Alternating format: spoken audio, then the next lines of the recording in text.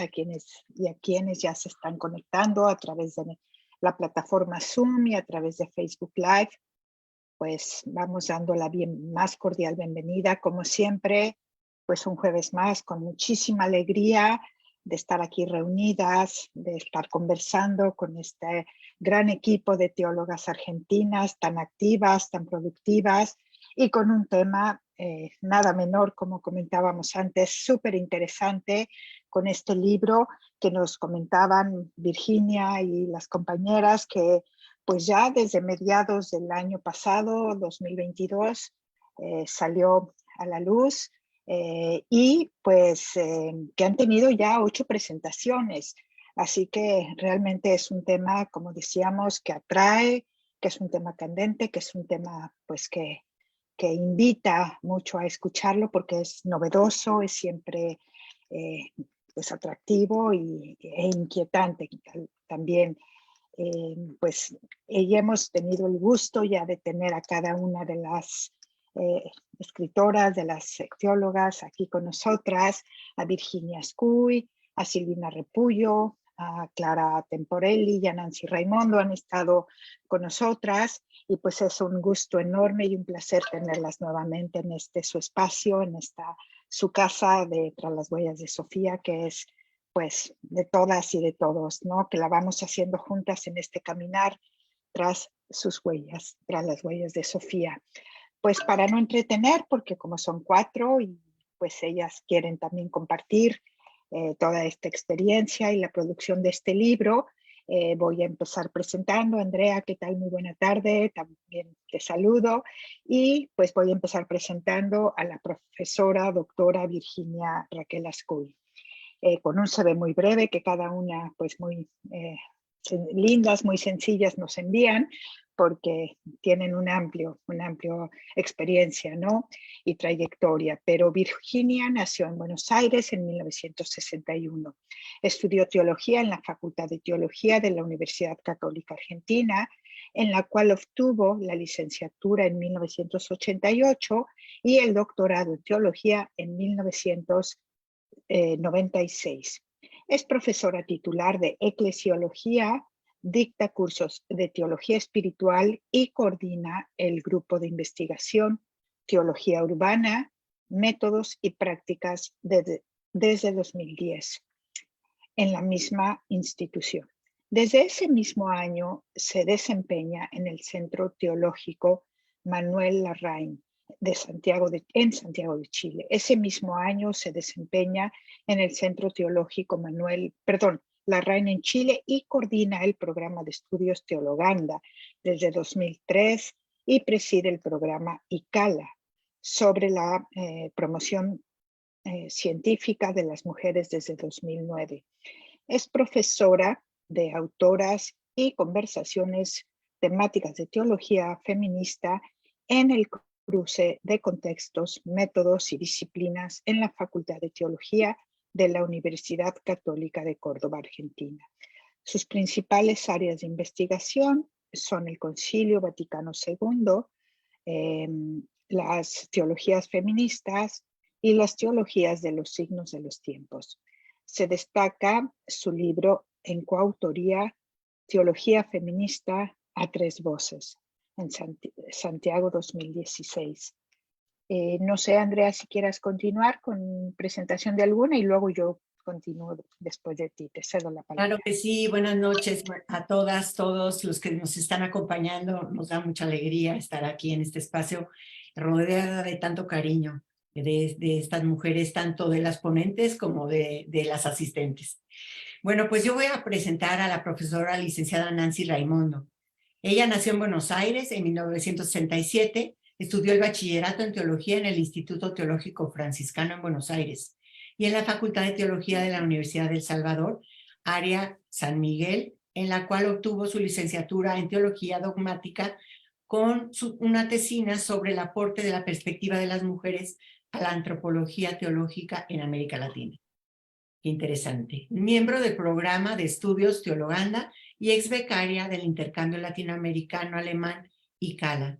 Posee una diplomatura en gestión educativa por Flaxo, Participa en el grupo de investigación Teologías Hechas por Mujeres de la Universidad Católica de Córdoba y es candidata al doctorado en teología en la misma institución.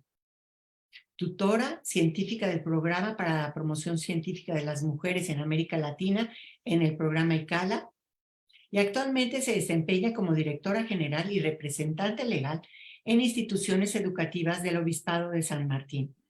Sus áreas de investigación son teologías feministas, teologías queer, educación sexual integral. Y coordina junto a Virginia Escuy y Eloísa Ortiz de Helguera Travesías de Teologías Feministas Pioneras, Córdoba 2020. Bueno, pues ahora, gracias Andrea. Continúo con nuestra joven también Silvina Repullo, que como decía yo, hemos tenido el gusto de tener aquí con un equipo de jóvenes que nos da muchísimo gusto que estén en este camino siguiendo estas huellas. De verdad, bienvenida Silvina. Pues, y además ella es profesora en Ciencias Sagradas por el Seminario Internacional Teológico Bautista, licenciada en Teología Sistemática y maestranda en Teología con especialización en Sagradas Escrituras en la Pontificia Universidad Católica de Argentina. Participa del programa de estudios, investigaciones y publicaciones Teologanda, que llevan una trayectoria riquísima. Quienes no conozcan, les invitamos a compartir. Y te cedo la palabra, Andrea, para que continúes tú. Muy bien, pues ahora me toca presentar a Clara María Temporelli. Ella nació en Bahía Blanca, Argentina. Es miembro de la Orden de la Compañía de María Nuestra Señora desde 1980 hasta la actualidad. Profesora de Psicología por el Instituto Juan XXIII de Bahía Blanca. Bachiller en Teología por la Facultad de Teología de la Universidad Católica de Argentina. Licenciada en Teología por la Universidad Bíblica Latinoamericana de San José, Costa Rica, y doctora en Teología por la Facultad Teológica de Cataluña, España. Es diplomada en Mujer e Iglesia por la Pontificia Universidad Europea de Roma. Fue docente en varios institutos y facultades de teología y actualmente es profesora invitada de la Universidad Santo Tomás de Aquino, Tucumán, y de la Facultad de Teología de la Universidad Católica de Córdoba. Fue miembro del Comité Teológico de Cristianismo y Justicia en Barcelona y es miembro del Comité Científico del Programa de Estudios Teologanda desde 2017. Vaya currículums. Bienvenidas, les damos la más cordial bienvenida a este espacio y les cedemos la palabra. Adelante.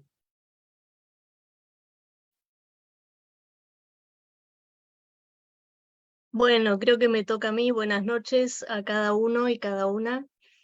Vamos a compartirles en este bloque de Tras las Huellas de Sofía algunas perspectivas de este nuevo libro, Mariología, un caleidoscopio y variadas figuras. Y bueno, me gustaría primero mencionar que este libro es el segundo de una colección iniciada en la Universidad Católica de Córdoba con el título de colección Mujeres escriben teologías. Bien, es un título un poco genérico, pero si bien es genérico, es original porque es una novedad en el sentido de que es un hecho relativamente reciente de unos últimos años o décadas que las mujeres estamos haciendo camino en la teología. Y en este sentido, esto significa que no solo escribimos sobre la mujer o las mujeres, sino desde esa perspectiva escribimos sobre todos los temas de la teología, empezando por el tema de Dios, siguiendo por el tema de Cristo, del Espíritu, de la Iglesia, de María, y también, obviamente, de la antropología, la creación, bueno, los distintos temas que tienen que ver con las grandes verdades de la fe cristiana. Esta colección, Mujeres escriben teologías, como les decía, está sacando con este libro, Marialogía, su segundo volumen, y está preparando un tercero. Este volumen se caracteriza por estar dedicado a María, obviamente, como todos se imaginan, todas se imaginan, pero con la peculiaridad que plantea ya su título, y me quiero detener un poco en esa nomenclatura Marialogía, porque lo habitual para quienes conocemos de teología es el uso del término Mariología con O. Bueno, eso está acostumbrado en distintos tratados, también antropología, pero bueno, en ese caso viene de antropos, el griego, eclesiología, si bien la iglesia es también con A, y en el caso de Marialogía, lo que sucedió en verdad es que en el siglo XVII, en los inicios de este tratado, se utilizaban las dos formas de decir, tanto con la A, Marialogía, como con la O, Mariología, y finalmente se hizo más frecuente el uso con la O. No sabemos mucho los motivos, pero podemos sospechar por qué esa preferencia.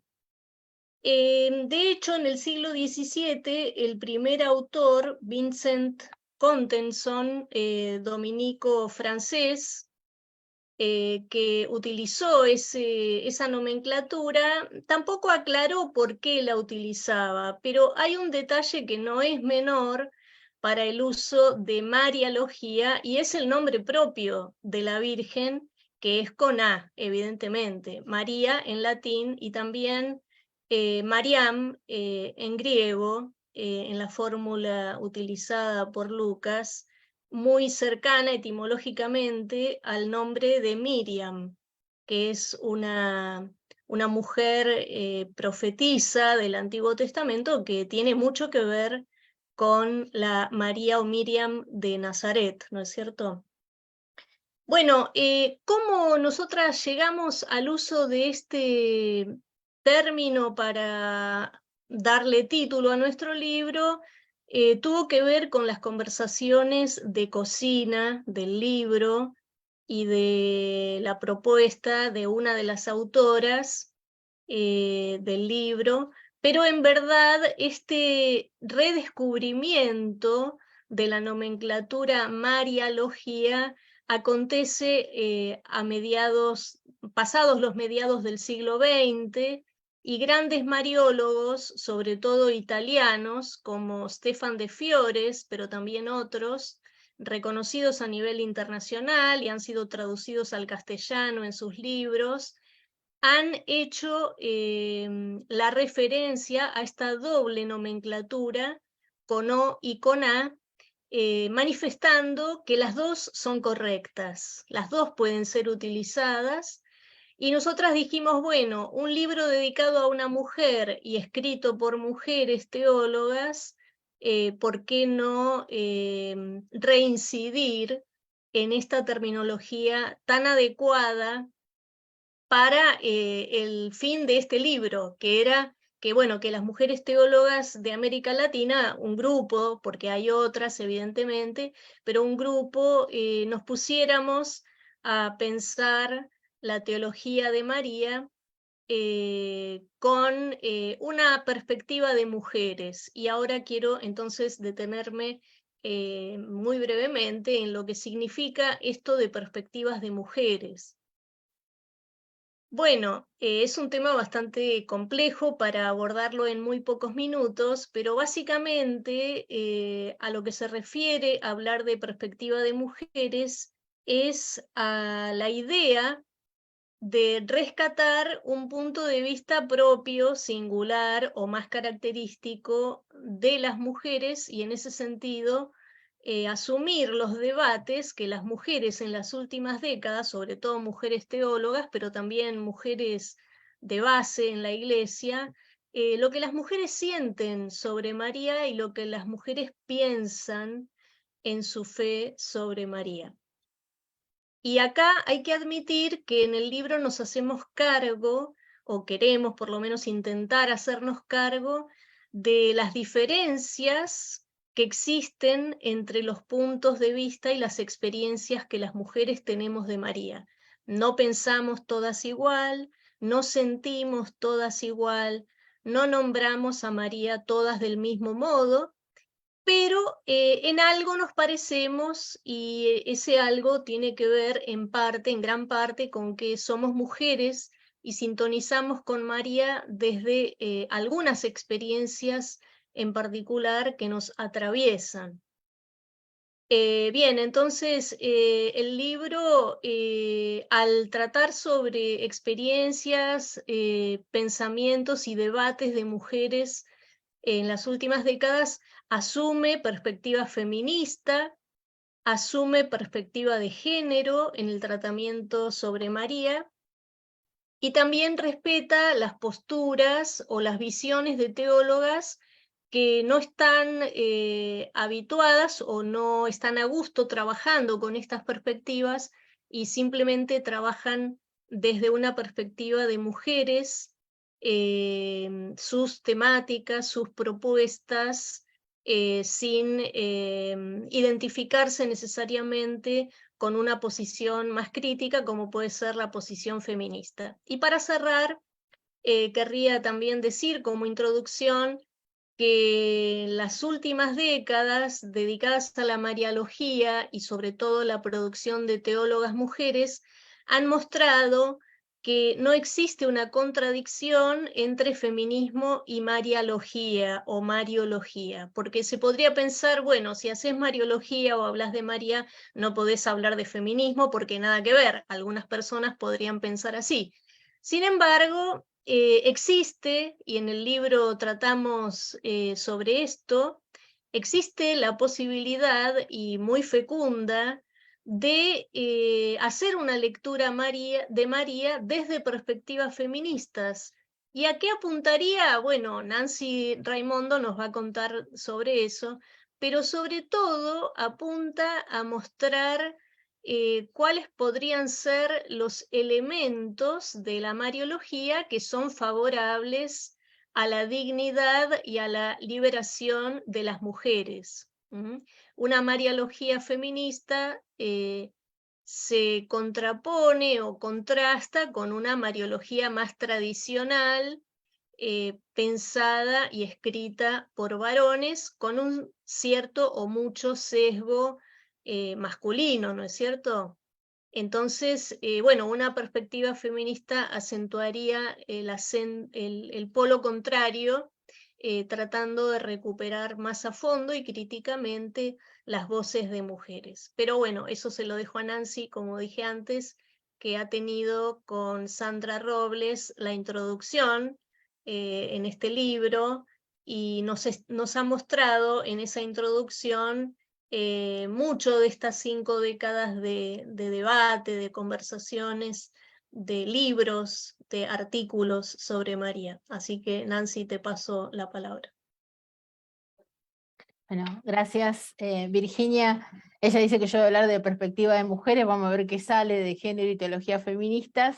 En principio, contarles que junto con Sandra Robles, que es una teóloga de Chile, nos invitaron las editoras y las coordinadoras de este tomo, porque Virginia, Clara, que anda por ahí, y una teóloga muy joven de Chile, que se llama Blanca Besa, son las que han cocinado y han estado atrás de todas las autoras, que les contamos que mayoritariamente son autoras de América Latina. Es un signo que un libro de mariología hecha por mujeres tenga mayoritariamente autoras latinoamericanas. Está escrito en español, aunque diga una obviedad, porque lo que nos pasa es que muchos libros sobre María, como otros en otros espacios teológicos, están en otros idiomas y a veces es inaccesible. También tiene un corte intergeneracional, porque hay autoras muy reconocidas, como Mercedes Navarro Puerto o Virginia, y autoras que pisan fuerte, como Blanca Besa o Erika Aldunate. Erika es de Bolivia. Entonces también este arco, que no es solo porque son más jóvenes, sino porque también tienen la posibilidad de condensar, procesar y darle aire, en este caso a María, ¿no? Y a nosotras nos invitaron a hacer una especie de introducción, y vieron que cuando uno escribe una introducción tiene que primero leer todo el libro para saber qué es lo que pasó. Entonces la verdad que ese fue un regalo. El libro tiene 10 estudios, lo cual realmente habla del tema de la producción, que son desde estudios bíblicos, estudios dogmáticos, sistemáticos, hasta estudios sobre la religiosidad popular, que en América Latina hablar de María y hablar de religiosidad popular y poner al lado feminismo es como que es un cataclismo, porque ¿qué vas a venir a decirme algo sobre la madre? ¿No? Virgen, esposa y madre, diría Carmiña Navia Velasco, María es un nudo de contradicciones permanente, ¿no? Me encanta esa expresión que tiene Carmiña, entonces, muy real, lo diría Mary Daly, es el símbolo de la esquizofrenia psicológica para los cristianos, ¿no? Desde otro lado, eso está un poco recogido también en la introducción, pero es interesante también ponernos como en ese estilo más picante, de poder sí recoger la tradición, Virgen, esposa y madre, pero también proponer otras perspectivas que nacen directamente de la experiencia que tienen mujeres, pero también varones con María. ¿Por qué no hermana, discípula y profetisa? O sea, ¿cuál es? O sea, ¿cuál es la trilogía? ¿Es dogma? No, esa trilogía del nombre no es dogma. Después Clara nos dirá cómo revisar la dogmática. Pero sí proponer estas otras perspectivas que también tienen su incidencia en la pastoral, en la catequesis, en distintos espacios. Entonces yo les voy a compartir un poquito de mi parte de la introducción, que a mí siempre me llaman para hacer lo mismo. Vieron que te llaman para una obra para hacer lo mismo, pero a mí me encanta, que es el ejercicio de mapear. Ustedes se pueden preguntar, ¿qué es mapear? Bueno, en el caso de las teologías yo he descubierto con la mano de Virginia y otras, que mapear es ponerse a hurgar qué otras mujeres estuvieron escribiendo sobre estos temas desde hace mucho tiempo, lo cual implica también hacer como una especie de revisión histórica y de empezar a ver si uno puede conseguir las obras. Entonces, primera cosa,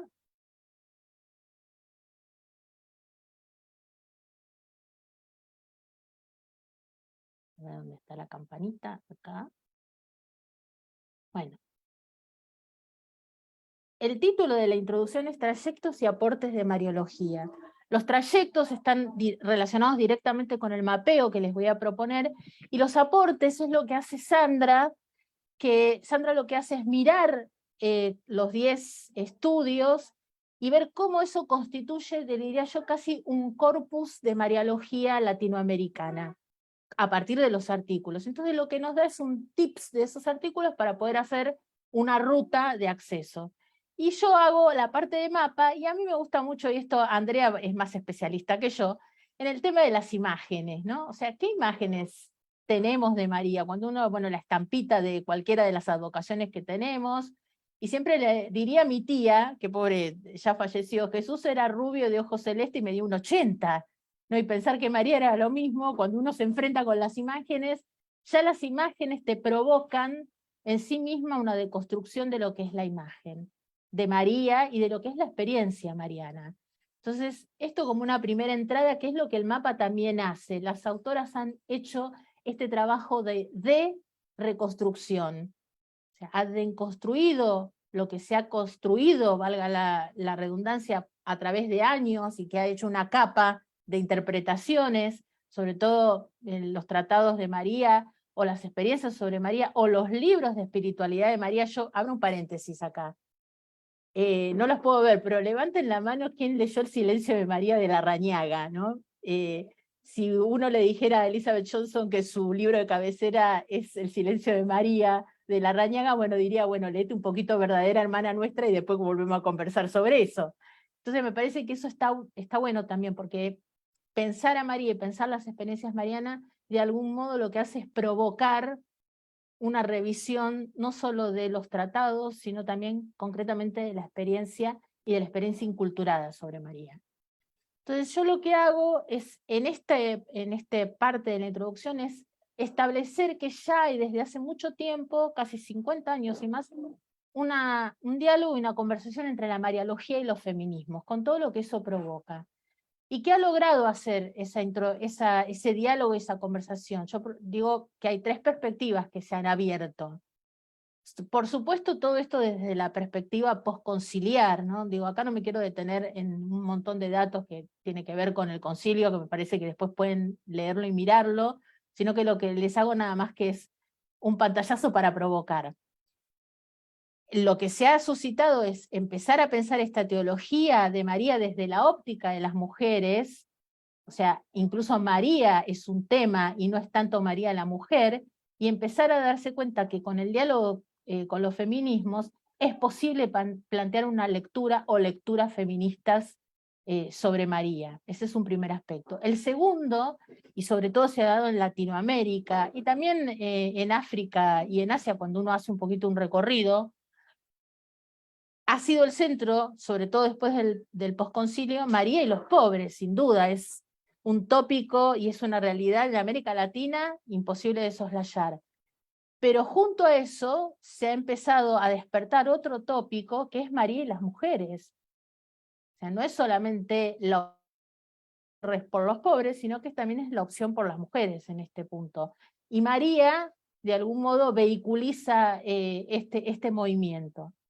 Y lo tercero es que estas lecturas reconstructivas de María lo que proponen es seguir rescatando esa riqueza devocional, cultural, denominacional y religiosa de la experiencia mariana. Y eso en el libro se recoge muy bien. Por ejemplo, con los estudios de Erika Aldunate, que yo les contaba antes, que es sobre una de las devociones en Bolivia, o el estudio de María Pilar Silveira, que es también sobre una devoción en Venezuela, y toda la vinculación en estos estudios, sobre todo en el de María Pilar, lo tiro porque es una perspectiva que hay mucho para revisar. La vinculación entre María y las maternidades, ¿no? ¿Qué pasa ahí un poco? ¿Cómo se juega desde la experiencia?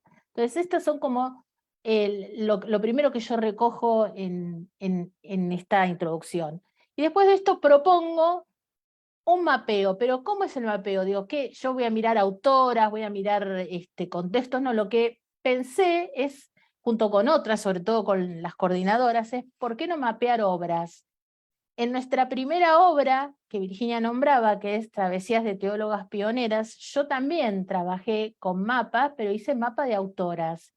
En realidad termina siendo un hobby casi, pero realmente es una riqueza porque se visibiliza muchísimo la producción y el pensamiento de un alto nivel de las autoras, ¿no? Tanto en los contextos europeos, estadounidenses, y en este caso para mí fue realmente provocativo darme cuenta la producción que hay en América Latina sobre este tema, no solo de obras, sino también de artículos, y realmente artículos científicos, por supuesto, y también artículos de divulgación, de religiosidad y de espiritualidad. El mapeo de obras lo planteé con 3 caminos. Uno, el eje. Hay una sección después de los estudios, que es una sección de reseñas. Como no podíamos tomar todas las obras que habían y empezar a hacer estudios, sí hicimos este trabajo. Bueno, ¿qué libros? Lo primero sería, ¿qué libro tenés en tu biblioteca sobre María? Que no sea El silencio de María de Larrañaga, ok. Pero ¿qué tenés que está escrito por mujeres?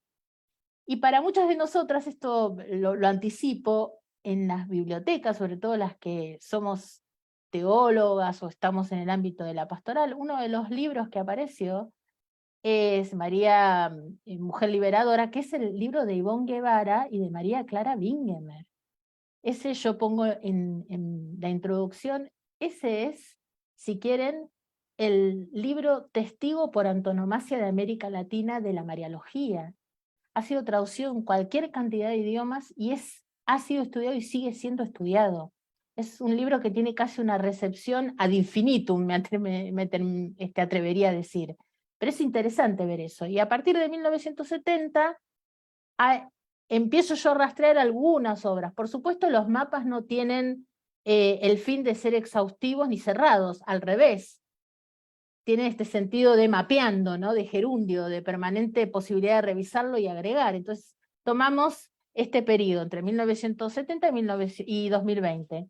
Después, las obras, al mapearlas, descubrí que eran lugares de composición de temas sobre María. Uno podía ser el bíblico, el otro podía ser la espiritualidad, la revisión de la dogmática, también eran espacios, y son espacios de condensación. ¿Qué pasa, por ejemplo, sobre todo con las obras más nuevas, que recogen libros como el de Bingemer o libros como el de Elizabeth Schussler Fiorenza también, y cómo se siguen hoy revalorizando y profundizando?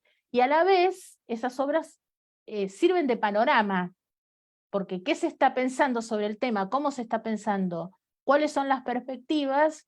Y una cosa que descubrí haciendo este mapa y otros, cuando uno mira las notas a pie de página, las autoras empiezan a citarse entre ellas. Y eso es una riqueza enorme, porque eso también hace al acervo de lo que es pensar, en este caso, la figura de María. Y después, un tercer aspecto, que es el de los contextos, las generaciones y las temáticas. Nosotros hemos privilegiado, como les decía, América Latina, pero también en este caso, dentro de las autoras, también el contexto español, porque también es de una producción importante, aunque en el mapa que yo hago también hay Europa y hay Estados Unidos.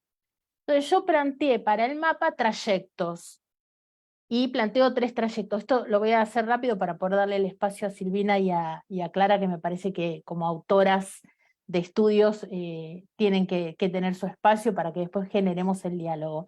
El primer trayecto es de 1971 a 1988, y yo le pongo como un trayecto de antecedentes. Y acá hay 3 obras, pero las 2 primeras, una es de Kari Borrensen, que para mí es una teóloga muy cercana, porque además parte de mi doctorado está un poco cercano a ella. Tiene una obrita que está sin traducir, por supuesto, que es una de las primeras, donde ella hace una revisión, ella la llama teología marial. Nosotros le diríamos teología de María o teología mariana. Está en francés y hace una revisión a partir de la teología medieval sobre María, o sea, hace la deconstrucción de cuáles eran los paradigmas sobre María, le hace Agustín y Tomás. Imagínense ya la antropología que hay detrás, por supuesto. Si la mujer, para Agustín y Tomás, no estoy criticando al pobre Agustín y a Tomás, los quiero un montón, son unos genios y van a seguir siendo unos genios, pero para su momento pensaban de una manera, que por supuesto deben ser superados. La mujer era subordinada, estaba derivada del varón. María era exactamente igual, era imposible que no fuera de otro modo. Y Borrense dice, no, no es así, porque es de las primeras autoras que usa la categoría género en sus libros. Esto lo hace un poco antes de este texto, lo hace en 68, en su tesis doctoral. Dice, no, yo voy a revisar también la figura de María a partir de género. Entonces con eso revisa también la antropología sobre las mujeres. Y un segundo libro, que es el de Rosemary Radford Ruger, que es del 77, que tampoco está traducido y está en inglés, que sería María, rostro de la Iglesia, que este es otro tópico que va a aparecer también, María muy relacionada con la eclesiología, y acá podríamos sentarnos yo a tomar mate y cada uno en su lugar a tomar la bebida preferida o la que culturalmente le identifica, todo lo que tiene que ver el vínculo María-Iglesia, ¿no? Bueno, Ruder, en un librito muy chiquitito, es muy pionera, porque además abre una perspectiva que va a ser bastante posterior para la mariología, que es la ecuménica. Como ver a María desde otras perspectivas, ¿no? Y por supuesto una obra muy paradigmática en español, que es la de Mercedes Navarro Puerto, que tiene un título que es revolucionario para el momento, es María la mujer. No es ni la Virgen, ni la esposa, ni el Espíritu Santo, no, es María la mujer. Y una perspectiva que ella, por supuesto, sus experticias en la psicología y lo bíblico, y combina esto. Eso es un libro que vale la pena, si pueden acceder, a leerlo. El segundo trayecto que yo planteo va de 1991 al 2000 y le pongo estas 2 perspectivas, ¿no? Que es redescubrimiento y recuperación, porque también aparecen las obras europeas, pero empiezan a aparecer acá fuertemente las obras que tímidamente habían aparecido en el primer trayecto, que una es la de Guevara Bingemer, que yo les decía que es del 88, pero otra es una muy chiquitita, probablemente muy desconocida para muchos y muchas de nosotros en América Latina, que es una obrita de la teóloga uruguaya María Teresa Porcile, que es Puebla, la hora de María, la hora de la mujer. Porcile fue perito o perita en Puebla, y hace toda una relectura desde la teología, desde la óptica de la mujer. No hace teología feminista, pero para América Latina eso ya implicaba mucho. y hace una relectura de la experiencia mariana en América Latina. Ese es otro librito que también vale la pena. Y en ese segundo trayecto, sobre todo el libro de Guevara, también tiene y Bingemer tiene su impronta acá. Y en este momento aparece como una especie de boom, yo le llamo efecto cascada, le pongo ahí, porque acá nada más nombro estas, pero dentro de lo que es el texto hay muchas más. Este libro de Mackelberge, que en español, después Virginia puede matizar mi traducción, es tipo buscando desesperadamente a María, ¿no? Ese es un libro muy paradigmático. ¿Dónde está María? ¿Dónde está detrás de todas estas capas de interpretación que no logramos encontrar a María, la mujer de Nazaret, y se nos escapó? Entonces, ¿cómo buscar ese rastro? Catarina Halkes, que es una teóloga de origen neerlandés, de los Países Bajos, ella junto con Edward Schillebeck, que es otro teólogo, escriben un librito que se llama María ayer, hoy y siempre, y ella dice, yo tuve que hacer un trabajo muy fuerte con mi relación con María, porque para mí María estaba, y esta es una expresión que ella usa, estaba fosilizada. O sea, fíjense hasta qué punto, miremos las estampitas y pongámosla en relación con la expresión fosilización que usa Catarina Halkes, ¿no? Y después el libro de Elizabeth Schussler Fiorenza, que el título ahora se me escapa, después por ahí alguna de las otras, mis compañeras lo puede poner, que es Jesús, hijo de María, profeta de la sabiduría. Bueno, por supuesto ya Elizabeth Schussler Fiorenza con todo los cañones de la hermenéutica feminista trabaja la perspectiva de María. Y quiero nombrar estas dos autoras, primero Janet Rodríguez, que es de origen latino, está en Estados Unidos, y tiene una lectura feminista sobre Guadalupe, ¿no? Esto también es novedoso, porque siempre Guadalupe, no quiero acá, por favor, herir las advocaciones ni los sentimientos devocionales sobre María, lo que yo recuerdo de los estudios siempre han sido, por supuesto algunos me van a dar la razón, han sido de varones, y realmente esta obra le da un giro a lo que es la mirada sobre María, y además, porque es una perspectiva intercultural e interseccional, ¿no? Janet Rodríguez, una latina viviendo en Estados Unidos, hablando de Guadalupe. Y después, un hallazgo para mí, probablemente alguno y alguna de ustedes la conozca, es Lina Boff, que por supuesto es la hermana de los hermanitos Boff. No es prolífica, tiene una cantidad alucinante de libritos sobre María. ¿Son todos feministas? No, pero son una perspectiva histórica, bíblica interesante y una espiritualidad bastante liberadora. Googleenla porque hay una cantidad infernal de libritos. O sea, hay toda una relectura sobre María desde el tema de la espiritualidad, es un poco para liberar de los estereotipos de María y la espiritualidad, que Lina Boff realmente lo logra, pero uno atrás del otro, así que se vale la pena. Y el último trayecto, y ya con esto prometo que me callo, pero sí voy a leer un pedacito del libro, porque cuando uno hace una presentación del libro, no me quiero sentir una gran poetisa, pero bueno, por lo menos leer un pedacito. El último trayecto, que yo lo llamo el despliegue, porque acá son obras que probablemente conozcamos un poco más. En América Latina, vuelvo a insistir que tenemos el problema que las de Estados Unidos y Europa tienen la problemática de la traducción, pero tenemos una producción latinoamericana que tenemos que empezar a no solo visibilizar, sino a profundizar y a proponer para lectura y debate, ¿no? Por supuesto, Elizabeth Johnson, con Verdadera Hermana Nuestra.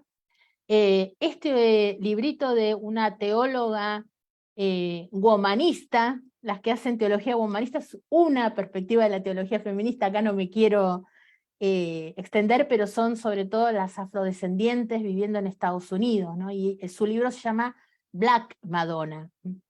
Y este librito, digo yo, son todas tesis doctorales, la chica dice librito, ¿no? Pero son las tesis doctorales de Tina Beattie, que es una autora muy, actualmente muy estudiada, muy consultada, muy leída por muchas de nosotras, porque nos da muchas miradas, nosotros, no solo en lo mariológico, sino en las perspectivas de las teologías feministas, que en su libro, que es, creo que se llama María, Advocación de Dios, una cosa así, por la traducción, lo que hace Tina Beattie es utilizar todo lo que tiene que ver con la filosofía feminista y la psicología feminista para poder reconstruir el binomio Eva-María, otro temazo infernal, ¿no? Entonces ella en su tesis propone eso.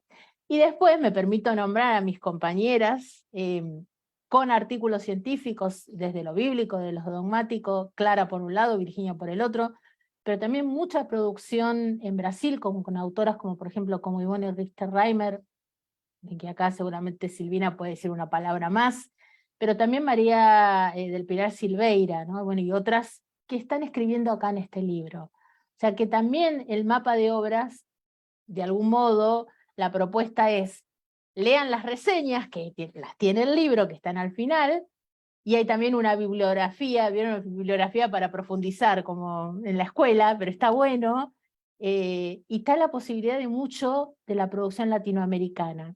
Entonces, este libro también provoca desde ese lado. O sea, es un caleidoscopio. Vieron que el caleidoscopio, yo estuve, cuando preparaba ahora, pensaba la figura del caleidoscopio. Bueno, todos más o menos, o todas lo conocemos, que uno puede hacerlo con un tubito y lo girás y depende cómo le pones los espejitos, pero también lo podríamos pensar como metáfora al caleidoscopio, ¿no? Yo escribí 2 palabritas como un símbolo, sobre todo referido a los pensamientos, ¿no? O sea, la posibilidad de que esos pensamientos, que sería nuestra producción en este libro, reflejan emociones, palabras y acciones, y que lo que queremos lograr de algún modo con este libro es un efecto caleidoscópico mariano. Es decir, es posible girar a María, moverla, darle dinamismo para encontrar otros colores y otras perspectivas.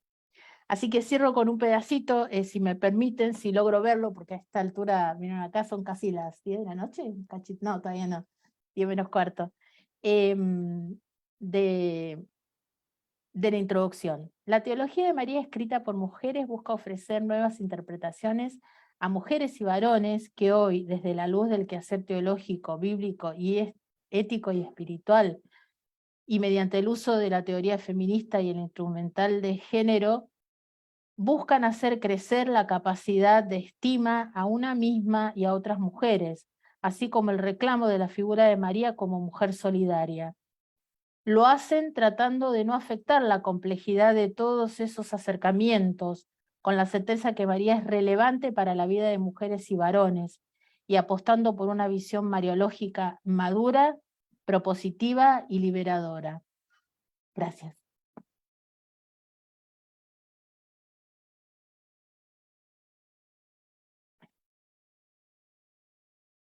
¿Y ahora quién sigue? ¿Silvina o Clara? ¿De quién es el turno? Si quieren abrir su micrófono, Silvina o Clara. Bueno, no nos hemos puesto de acuerdo. No sé cómo les parece a ustedes que tienen los artículos que vamos a comentar, o Virginia, ¿qué te parece lo más conveniente de acuerdo a los diversos No, artículos? como ustedes quieran, porque sí, en el orden del libro vienen primero los de Clara y luego los de Silvina, si quieren seguir ese orden. Bueno, Como yo prefieran. lo sigo porque estoy en otro ambiente, no estoy en Buenos Aires, estoy fuera de la ciudad, y bueno, me interesaría presentar 3 artículos, a ver si puedo compartir pantalla. ¿Se comparte ahí? No. No, todavía no. A ver.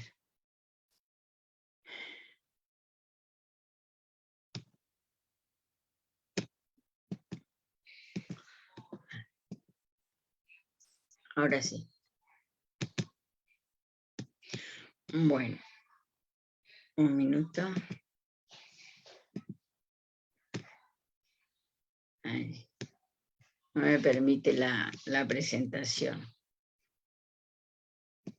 Abajo, abajo, ahí. Sí, pero no, tengo otros.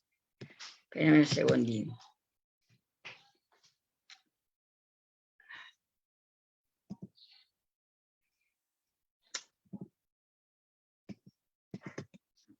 No lo logro. Bueno, amplío.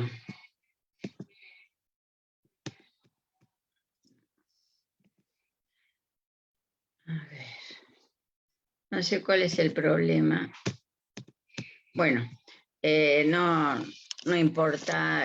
Si quieras dejar de compartir y volver a compartir, a lo mejor, Clara, ¿se mejora? No sé.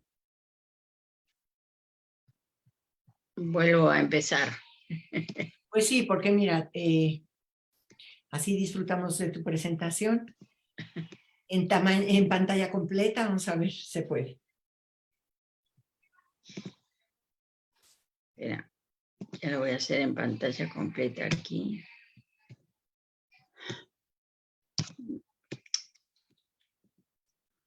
No puedo.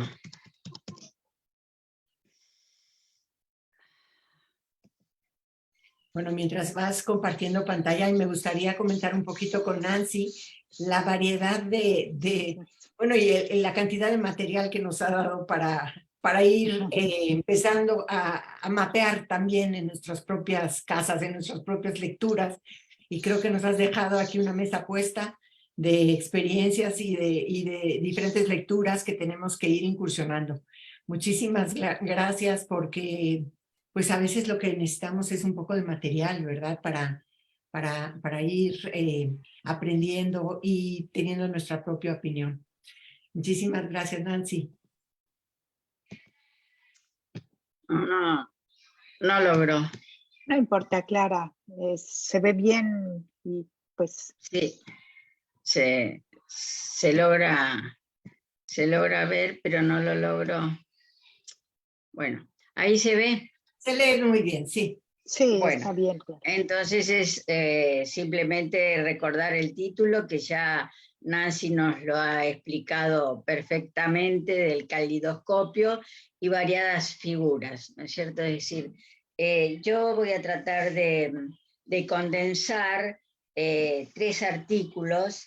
El artículo de Theotokos, Madre de Dios e implicancias antropológicas, que, bueno, me ha tocado hacer esta relectura del dogma.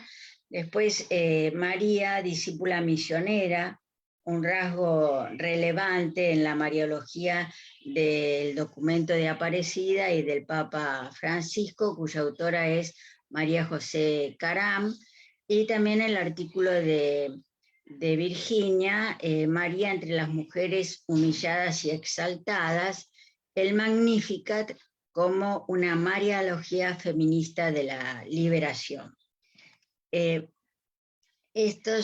Vamos a ver que todos estos artículos tienen su fundamento en textos evangélicos muy fuertes, como son los relatos de la infancia, ¿no? El dogma de María Theotokos está fundamentado en el texto de la Anunciación. Luego viene el documento de Aparecida, que a pesar de que no se utilizó como fundamento eje el texto de la visitación que proponía el cardenal Bergoglio en ese momento, sí se desarrolla todo lo que significa la visita de María a América Latina y la visita entre María e Isabel. Y retomando este encuadre, Virginia analiza el Magnificat, ¿no? Como un texto de liberación feminista, de liberación de la mujer. Estos 3 textos se desarrollan en una atmósfera de gran alegría, ¿no? Recordamos Alégrate María, el Señor está contigo, feliz de ti por haber creído, mi alma se alegra en Dios mi Salvador, ¿no? Todos los textos hablan y pronuncian la palabra alegría o felicidad, ¿no? Feliz de ti o alegre por haber creído. Entonces es una atmósfera realmente muy interesante de la primitiva comunidad cristiana, ¿no? Cómo visualizan a María después del proceso de pasión, muerte, resurrección y vida de Jesucristo, cómo empiezan a interpretar a María en un contexto o en una atmósfera de alegría por la salvación y por la liberación que esto ha significado o que su figura significa. Detrás de estos textos están las imágenes de distintas matriarcas, ¿no? Hay matriarcas madres como Rebeca, una madre realmente decidida y osada, ¿no? que sabe discernir el carisma de sus dos hijos, ¿no? Y opta por el patriarca Jacob, por su segundo hijo, al que considera con mayores cualidades para ser el patriarca de Israel, ¿no? Por otro lado está la madre de Moisés, una mujer sumamente arriesgada, que, bueno, ya conocemos la historia, y una mujer muy audaz, además de audaz, muy sagaz, ¿no? Capaz de conocer la psicología de la hija del faraón, hacer la alianza con su hija para que vaya a hablarle a la hija del faraón y ella presentarse como nodriza de Moisés, ¿no es cierto? Un hecho de mujeres sumamente relevantes. Luego está la imagen de Noemí, esa pobre mujer viuda, sin marido, sin hijos, y todo lo que significa estar en un país extranjero como Moab, y cómo procura que su nuera sea capaz de entrar dentro de la historia de salvación de Israel, ¿no? También está la madre de los macabeos animando a sus hijos a luchar antes que traicionar a Dios, ¿no? Y por otro lado están también detrás estas otras matriarcas nuestras, que son las seguidoras de Jesús, que posiblemente han dialogado mucho con María, como son, bueno, las mujeres que aparecen en Lucas, en Mateo, María Magdalena, desde ya, Juana, la mujer del intendente de Herodes, Susana, María, la madre de Santiago y de José, que no sabemos quiénes son esos Santiago y José, si es María de Nazaret o es otra María. Casualmente los hijos de María, entre ellos figuran Santiago y José, y también la madre de los Zebedeo, de los hijos del Zebedeo, ¿no? De Santiago y Juan.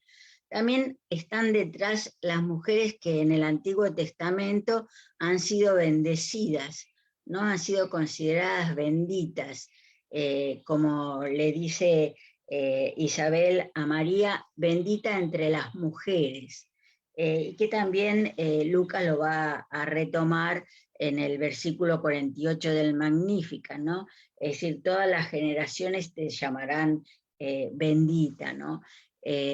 Y recuerdan a Yael, un personaje que no es muy conocido, que la jueza Débora, en el libro de los jueces, la considera bendita porque, bueno, también como Judith, ella se destaca por cómo envuelve a Sísara, un cananeo, para producir su muerte y la liberación del pueblo de Israel, ¿no? Y lo mismo sucede con Judith, que es considerada bendita entre las mujeres por los sacerdotes y aquellos que van a reconocerle su acto de valentía con Holofernes, y también de astucia y engaño, ¿no? Son dos mujeres, Yael y Judith, que se valen de ciertas artimañas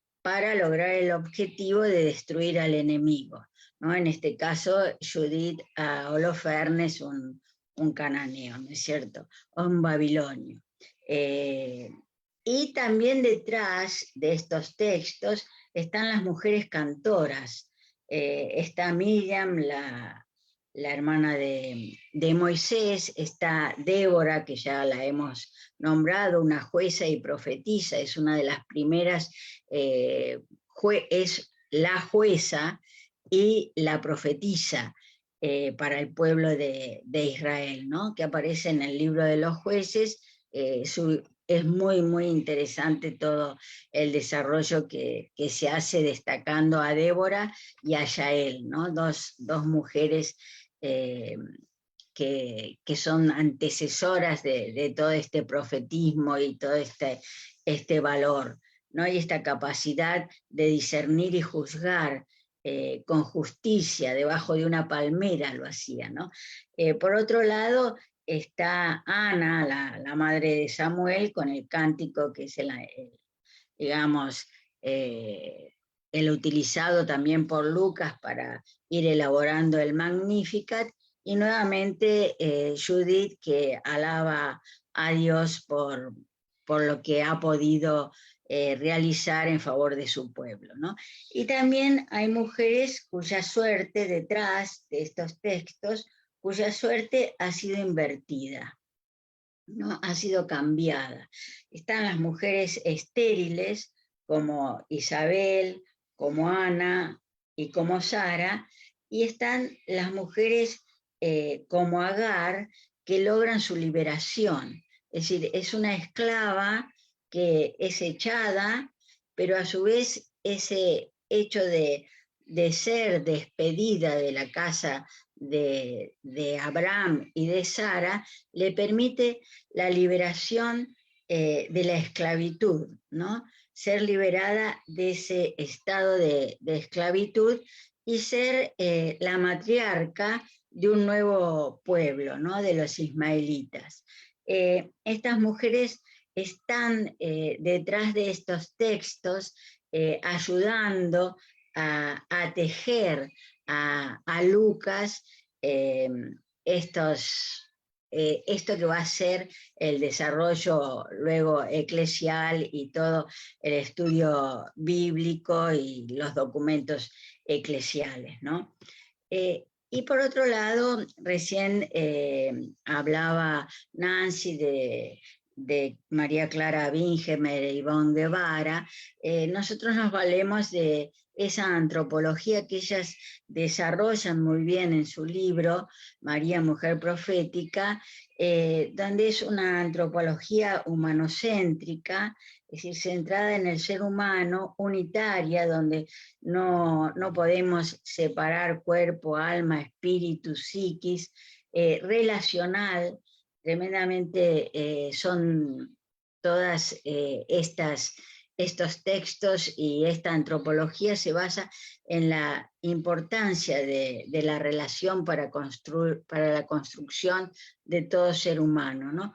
Una antropología inclusiva, una antropología que trata de ser igualitaria y equitativa, ¿no es cierto? Es una antropología que tiene en cuenta a la mujer y su cuerpo, ¿no? Y en este sentido, nosotros vamos a hablar de cuerpos humillados y a su vez cuerpos exaltados, ¿no? Eso en el Magnificat nos queda muy, muy claro, ¿no? Ha visto la humillación de su sierva y por otro lado toda la exaltación de la liberación que produce el Señor a través del cuerpo de María, ¿no? Y también podemos ver cómo se tienen en cuenta estos cuerpos que yo digo resplandecientes, en cuanto que son cuerpos de mujeres a veces de nuestros barrios, de nuestros pueblos, cuerpos sufridos por el trabajo, por la pobreza, pero cuerpos resplandecientes por la solidaridad, el amor, la relación, la donación de sí mismas, ¿no? Es decir, uno lo observa en el trabajo pastoral, cómo esos cuerpos que a lo mejor tienen 40 años y parecen de 60, 70, están resplandecientes en otro sentido, ¿no? En todo el sentido de lo que es explayar el amor, ¿no? Y también tiene en cuenta una antropología que tiene en cuenta los dones y las capacidades de nosotras las mujeres, ¿no? Y si vamos al dogma, nosotros decimos que todo dogma no puede no estar relacionado con la escritura. El fundamento de toda dogmática ha de ser la escritura, y si no, no tiene valor, ¿no? Entonces encontramos, sí, la definición de María como Theotokos en el Concilio de Éfeso en el año 431. Pero es un dogma que está en función de la cristología, en función de esta discusión existente entre quién es Jesucristo, si es verdadero Dios y verdadero hombre, o si solamente es Dios, o si solamente es hombre nacido de esta mujer, ¿no? Y entonces llega a la conclusión Éfeso que es el Hijo de Dios nacido de una mujer. Por eso los credos, o el credo niceno-constantinopolitano, que es previo al Concilio de Éfeso, ya va a ser la fórmula que Jesucristo nació por obra del Espíritu Santo, nació de María Virgen, ¿no? Así vamos descubriendo que los dogmas marianos, sobre todo el dogma de la maternidad de María y el dogma de la virginidad, son dogmas en función exclusivamente de la cristología. Por estas razones, María es definida como Theotokos, Dei Genitrix, Dei Para, en realidad en el sentido fisiológico de aquella que da a luz a Jesús, ¿no? Pare a Jesús, ¿no? Recién Vaticano II va a retomar la oración muy antigua y una definición muy antigua de María como Madre de Dios. Pero el sentido exacto que nosotras sabemos es que sería madre del Hijo de Dios o madre del Verbo encarnado, ¿no es cierto? Pero ya en el año 250, en esa oración, bajo tu amparo nos acogemos, Santa Madre de Dios, ¿no? Es la oración más antigua de María, que la define como madre de Dios, pero no es exactamente lo que quiere decir el concilio, ¿no? Sino que es la madre del Hijo de Dios, la madre del Verbo encarnado. Y aquí nos encontramos con una realidad cultural de ese entonces que existía en Éfeso y en toda esa región la diosa Artemisa, ¿no? Que era el arquetipo de la diosa virgen. Por eso hay toda una discusión con Pablo en la carta con los Efesios, perdón, en Hechos, donde los alfareros, sobre todo, los que trabajan la plata y hacían las imágenes de la diosa Artemisa, ven que corre riesgo no solamente su trabajo, sino el templo de Artemisa. Y se oponen a Pablo gritándole y diciéndole: grande es Artemisa de los Efesios, cuya majestad toda Asia y el mundo adoran. Esta diosa Artemisa es una diosa no solamente virgen, sino una diosa protectora de las mujeres, sobre todo de las adolescentes y de los animales y de las mujeres que están a punto de parir. A tal había un ungüento que usaban las comadronas, que eran el ungüento de Artemisa, para no suavizar los dolores del parto, ¿no?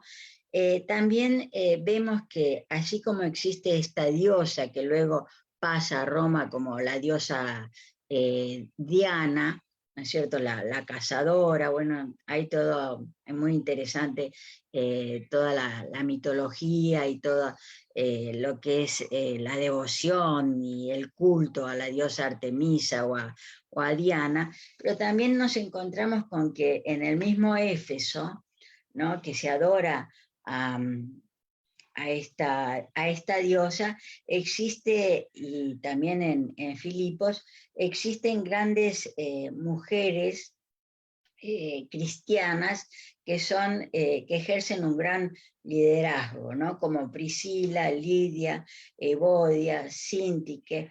Es decir, se va dando esta realidad de el paso, digamos, de las diosas paganas a la fe cristiana, ¿no? Y cómo, entonces, a medida que va pasando el tiempo, cómo las primeras comunidades se van preguntando quién es María o quién es la madre de Jesús, ¿no? Esto lo vamos a ver cómo el Nuevo Testamento, la maternidad de María queda muy clara y en 25 ocasiones María es llamada la madre de Jesús, pero por el mismo Jesús, como ya sabemos, es invitada a ser discípula, ¿no? Las implicancias antropológicas que tenemos de este dogma o de esta definición dogmática es interesante en cuanto presenta a la mujer y al ser humano como capaz de ser interlocutor, interlocutora o aliada de Dios para favorecer la salvación, ¿no? El proceso, el proyecto de salvación de Dios para la humanidad. María y la mujer aparecen aquí como colaboradoras activas y responsables, totalmente coherentes y comprometidas con este plan de salvación. Digo coherentes porque en la decisión o en el hágase de María no existe vuelta atrás, como tampoco existe vuelta atrás en una María Magdalena, en una Priscila, en estas discípulas que fuimos nombrando, ¿no? Sino que se da, y en las mismas matriarcas, una continuidad de colaboración y responsabilidad ante el plan de salvación, ante el plan propuesto por Dios, ¿no es cierto? La persona es capaz de Dios. Y en este sentido, siempre aparece esta imagen de debilidad o de humillación frente a la capacidad o a la fortaleza creadora de Dios. Cómo Dios, vasilléndose de lo débil, es capaz de hacer una obra magnífica o una obra única, ¿no? Pero siempre se vale del humillado, del Dios que se hace hombre, ¿no? Y es exaltado, como dice la carta a los filipenses. También nos habla del Hijo de Dios en el cuerpo, ¿no? De una mujer. Es decir, acá se rescata la importancia de la corporalidad femenina, ¿no? Y de todo tipo de maternidad y fertilidad. Es decir, cómo la mujer está llamada a una fertilidad y una creatividad mucho más allá del hecho fisiológico de ser madre, ¿no? O del hecho biológico. Son maternidades que se amplían, ¿no? Por eso hay matriarcas que no eran madres, como una Judith, una Yael, una Débora, ¿no? Es decir, hay todas estas imágenes de que no solamente la humillación está en la esterilidad, ¿no? Sino que hay una pobreza y un reconocimiento de lo que somos como seres humanos, que es asumido por Dios y elevado, ¿no? Por eso es importante captar el profundo sentido y valor de la vida. Es el que hace valorar la posibilidad de que somos y podemos ser muy fecundas, ¿no? Por otro lado, nos habla de este poder creativo de las mujeres, ¿no? Yo les nombraba las astucias, las decisiones, los discernimientos de las matriarcas que están detrás de este poder creativo, de nuestras capacidades redentoras. Es decir, María es la imagen, es el instrumento de la redención, ¿no es cierto? Y todas las seguidoras de Jesús y las antecesoras, ¿no? Y también nos habla de cómo en los cultos ancestrales eran cultos dedicados sobre todo a la fertilidad, a las cosechas, a todo lo que era la fecundidad de la vida, ¿no? Por eso las diosas eran protectoras en general de esta fertilidad de la vida, no solamente de la maternidad, sino de la tierra, de la lluvia, de los animales. Es decir, era un culto de acuerdo a las necesidades vitales, ¿no? Y en nuestro tiempo también se da el reconocimiento, por un lado, del cuerpo de la mujer, respetado, valorado, y por otro lado, esta historia de los cuerpos ultrajados, maltratados, violados, es decir, esta contradicción que todavía tenemos como seres humanos o como humanidad, ¿no? Ante el cuerpo de una mujer. Y por otro lado, también el reconocimiento, yo les decía, de los cuerpos resplandecientes, de esta capacidad de ser artesanas de la vida, ¿no? De esta capacidad de dar afecto, cariño, del abrazo, siempre o generalmente se suele añorar el regreso a la casa de la madre, de la tía, de la sobrina, de la amiga, ¿no? Siempre es esa posibilidad de regresar a la casa de aquellas que han tejido la vida, ¿no? En sus distintos aspectos. Y por otro lado, Dios resignifica el cuerpo de María y el cuerpo de todas nosotras en nuestra fragilidad y humillación, y en ella el cuerpo de toda mujer. Es decir, el cuerpo de María expresa relacionalidad y entrega, es nacido de una mujer, con todo lo que significa el hecho de la crianza y el cuidado de un bebé, ¿no?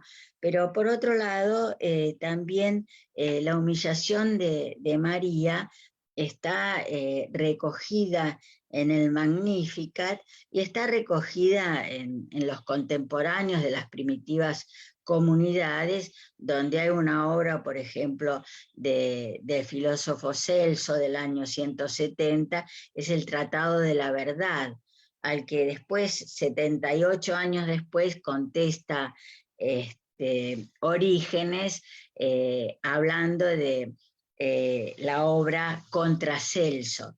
Pero en la obra Celso habla de María como la prostituta, la mujer que ha tenido relaciones con un soldado romano, la mujer pobre, de una pobre aldea, que no se puede pensar que Dios haya elegido semejante ser humano tan pobre y humillante como una mujer aldeana y para él prostituta.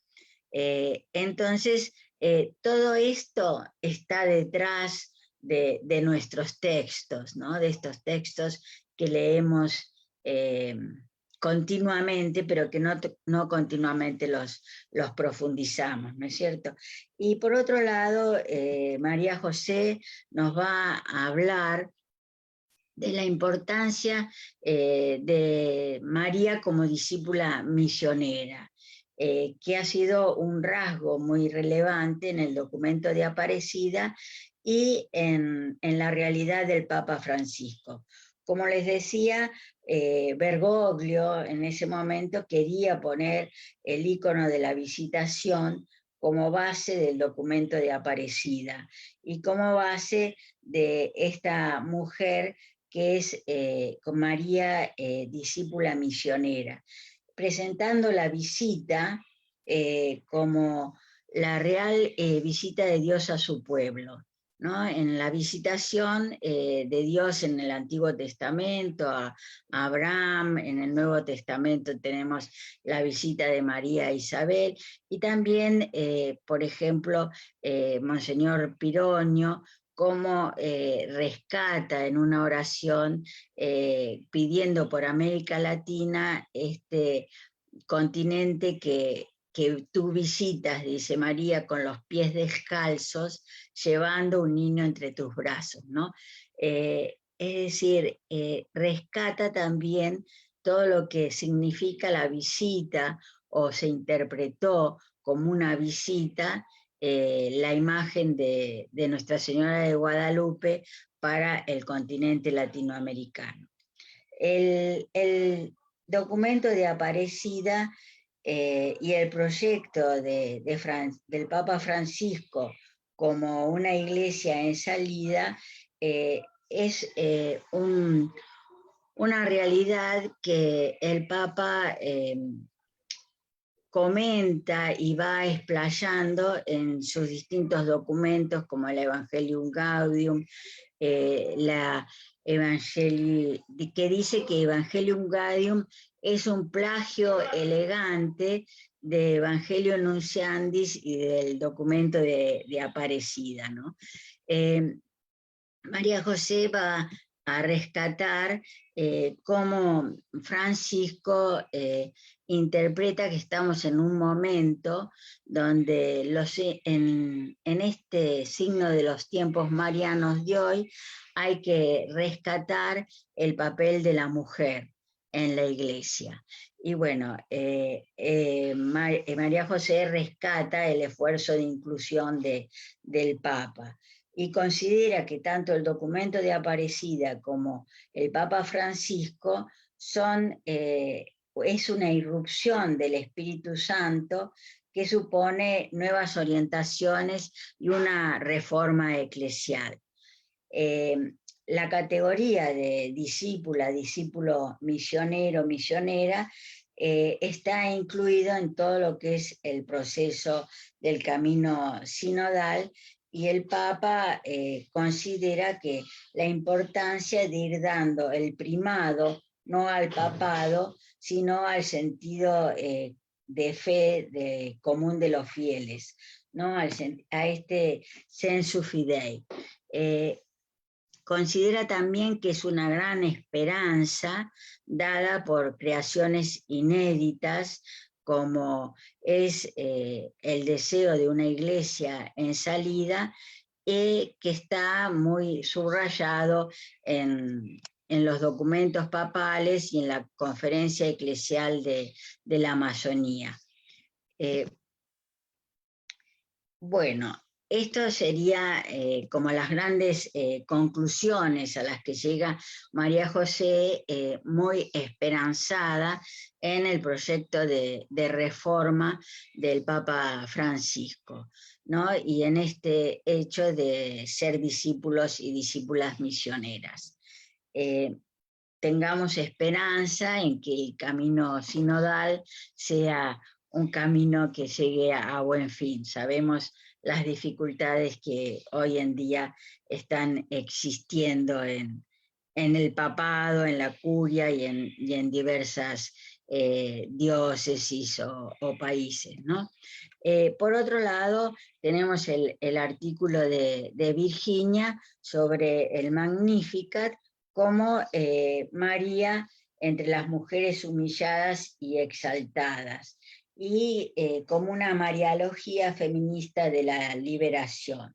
Virginia hace toda una reflexión sobre los relatos de la infancia como una elaboración teológica de la vida y los hechos de la protagonista, que sería en este caso María, y que Lucas se vale de un material preexistente ya en las primitivas comunidades cristianas, que en el fondo de este cántico está toda la espiritualidad de los anahuín, de los pobres de Yahvé, que tienen su raíz en la experiencia de la comunidad de Qumran, de María como hija de Sión, de la profecía de Sofonías, y también como la sierva del Señor, ¿no? La servidora del Señor, que tiene su experiencia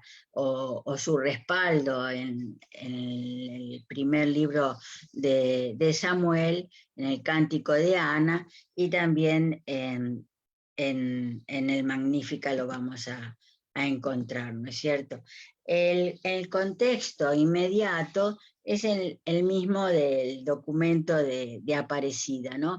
Es la visita de María a Isabel, que en realidad es una experiencia de relación profunda entre mujeres, de reconocimiento entre mujeres, donde se da el saludo y la alegría, el abrazo y el encuentro, ¿no?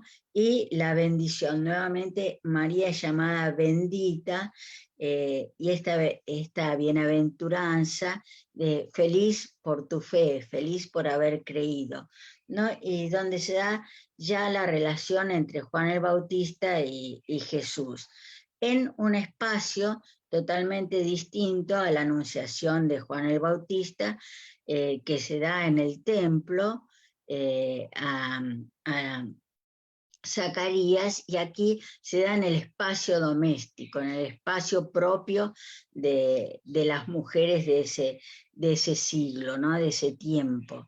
Y ese espacio doméstico es el lugar para la presencia del Espíritu. Y en el encuentro entre las mujeres se da esa transmisión del Espíritu, ¿no? De una a otra, cómo se confirman y se animan en su experiencia de estar gestando una nueva vida, ¿no? Hay admiración y reconocimiento entre mujeres, ¿no? Muy, muy distinto a la experiencia y a esa tradición existente de la envidia y la competencia entre las mujeres, ¿no? Virginia nos va a presentar el texto resaltando el aspecto de la introducción, donde vemos la alegría, ¿no? De la que hablábamos al comienzo, que son textos en una atmósfera de alegría y también en una experiencia de humillación y de servicio, ¿no es cierto? Es decir, esta sería la introducción, donde se resalta no solamente la proclamación de la grandeza del Señor, sino la experiencia mariana. Luego el agregado de Lucas: desde ahora todas las generaciones me llamarán feliz, ¿no? O bienaventurada. Volvemos al hecho de las mujeres bendecidas, ¿no? Y la definición que se logra de hacer de Dios, ¿no? Es decir, se proclama a Dios como el poderoso, el santo y el misericordioso, que va a realizar acciones que están en un verbo aoristo que representa el pasado, el presente y el futuro, ¿no es cierto? Donde Dios ejerció a través de su misericordia ejerce la fuerza de su brazo, dispersa a los soberbios, baja a los poderosos de su trono y eleva o levantó a los humildes y humillados, ¿no? Esto es el gran y echa vacíos a los ricos, ¿no? Es el cuerpo del Magnífica, son los motivos de alabanzas realizados en el Magnificat. Y por otro lado, llega a la conclusión de cómo la misericordia de Dios hace que se acuerde de nuestros padres y de lo que prometió a Israel. ¿No es cierto? O sea que tenemos en este texto no solamente, bueno, estos verbos que decíamos en Auristo, sino también la alegría por la salvación y la misericordia de Dios, la inversión de la suerte de las humilladas y humillados, y de los siervos y las siervas, ¿no? Y la continuidad entre el Dios de Israel y el Dios de Jesucristo. Es decir, se entabla una realidad de una memoria, dice Virginia, peligrosa y narrativa. ¿Por qué? Porque Dios actúa, me han venido a visitar. Maravilloso, Clara, qué barbaridad, qué recorrido nos has dado verdaderamente. Ha venido la mascota. La mascota llegó también a aprender. Sí. Pues te agradecemos muchísimo esta experiencia que nos ha sido, por la cual nos has llevado de la mano. Y bueno, cómo nos gustaría tener la presentación para ir deteniéndonos y reflexionando en cada punto. Muchísimas gracias, Clara. Bueno, de verdad que es increíble esta sabiduría que tienes. No, Creo que vamos a darle la palabra una sabiduría en Silvina, conjunto. ¿verdad, Marisa? A Silvina, ¿verdad? Sí, porque espera. de verdad, exacto, parece que hay tan poco sobre María en los textos, siempre se dice, pero mira toda la riqueza que se puede sacar, ¿verdad? Es que nos hemos acostumbrado en la liturgia Sí. a escuchar los textos y escuchar las mismas homilías. ¿no? Sí, tenemos que leer el libro, tenemos que refrescar nuestra experiencia, ¿verdad? A partir de nosotras para llegar a María.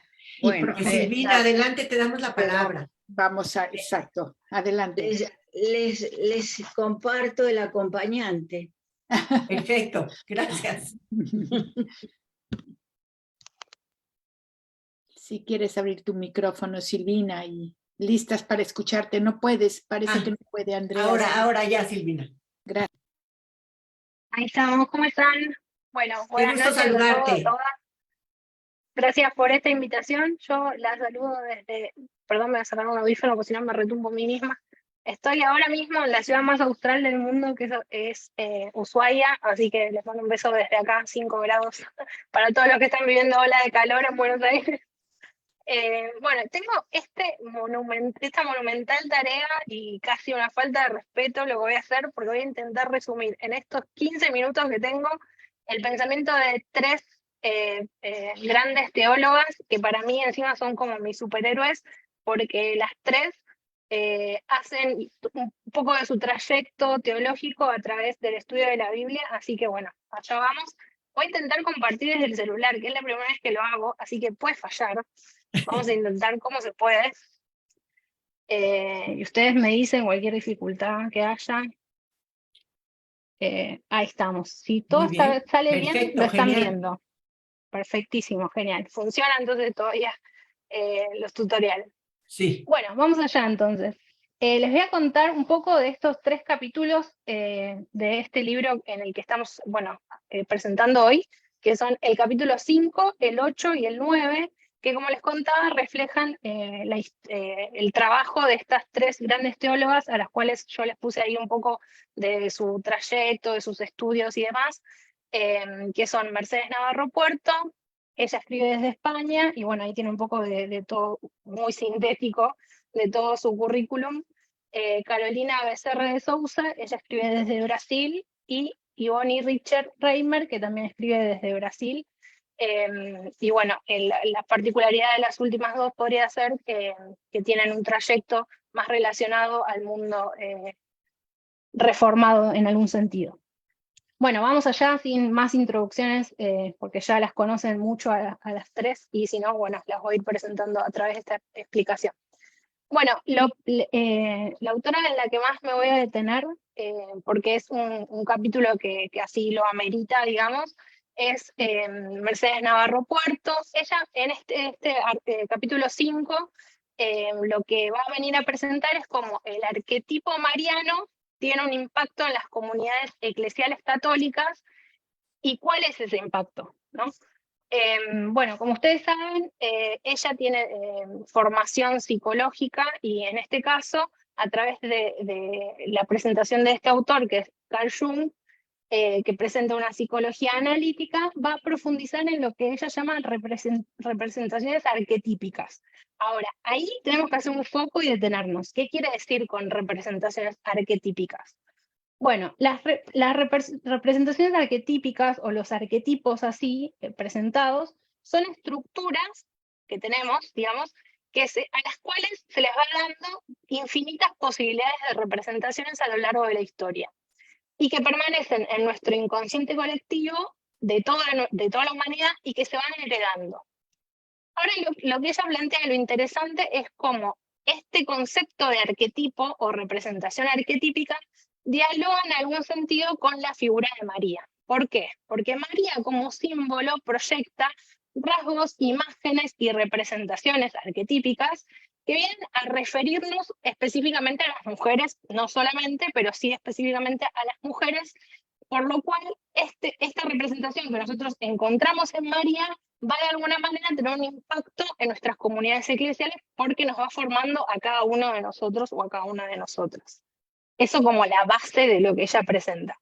Ahora, lo que yo quiero contarles un poco es hacer unos puntos muy sintéticos destacados de su pensamiento y voy a dejar un poco voy a presentar primero los aportes que ella trae a lo largo de todo su estudio y voy a dejar un poco las críticas para el final, así después podemos más profundizar en eso cuando dialoguemos y demás. Bueno, lo que ella va a hacer primero es hacer un recorrido bíblico, desde la Biblia hebrea y el Nuevo Testamento, ¿no? Y bueno, ella va a ir estudiando a través de las distintas figuras, y yo lo que les traigo acá, como les decía, es muy sintético, cómo estas mujeres, estas figuras femeninas, estos reflejos de femenidades, van teniendo posteriormente su vinculación a la figura de María.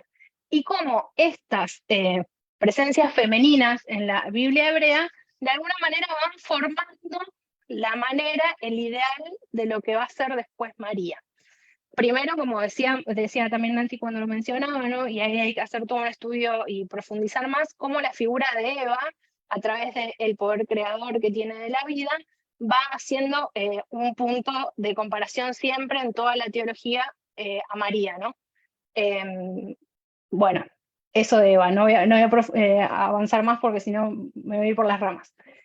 Después lo que ella presenta es cómo en la Biblia hebrea aparece este Yahvé que viene a representar el poder masculino.